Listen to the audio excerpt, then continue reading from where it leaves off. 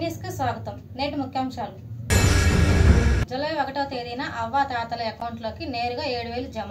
ముఖ్యంగా 4,000 రూపాయల పెన్షన్లు పెంచుతామని చంద్రబాబు ఇచ్చిన ఒక్క హామీ అవ్వ తాతలందరినీ టీడీపీకి ఓటు వేసేలా చేసింది. జూలై 1వ తేదీ నుంచి ఈ హామీ నెరవేరుస్తామని చంద్రబాబు హామీ ఇచ్చారు. పెన్షన్ విషయంలో జగన్ కంటే చంద్రబాబు కాస్త ఎక్కువ హామీ ఇచ్చారు. తాను అధికారంలోకి రాగానే 1,000 రూపాయల పెన్షన్ పెంచుతామని, పెంచిన అమౌంట్ ఏప్రిల్ నుంచి లెక్క కట్టి ఇస్తామని కూడా అన్నారు. ఆ లెక్కను చూసుకుంటే జూలైలో వృద్ధులు, ఒంటరి మహిళలకు రావాల్సింది 4,000 వస్తాయి. అలాగే ఏప్రిల్, మే, జూన్ నెలలకు సంబంధించి 3,000 కూడా వస్తాయి. అంటే 7,000 ప్రభుత్వం అందజేస్తుంది. కాబోయే ముఖ్యమంత్రి చంద్రబాబు కోసం క్యాన్వా రెడీ. మొత్తం 11 వాహనాలు సిద్ధం చేసిన అధికారులు. ముఖ్యమంత్రి ప్రమాణ స్వీకార కార్యక్రమాన్ని రాష్ట్రంలో అన్ని జిల్లాల ప్రజలు వీక్షించేలా లైవ్ టెలికాస్ట్ ఏర్పాట్లు చేయాలి. ఎంపిక చేసిన చోట్ల LED స్క్రీన్లు ఏర్పాటు చేయాలి. రాష్ట్ర సమన్వయ అధికారి ప్రద్యుమ్న, మాజీ మంత్రి జోగి రమేష్ ఇంటి వద్ద దాడి జరిగే అవకాశం ఉన్నట్లు పోలీసులకు ముందస్తు సమాచారం అందింది.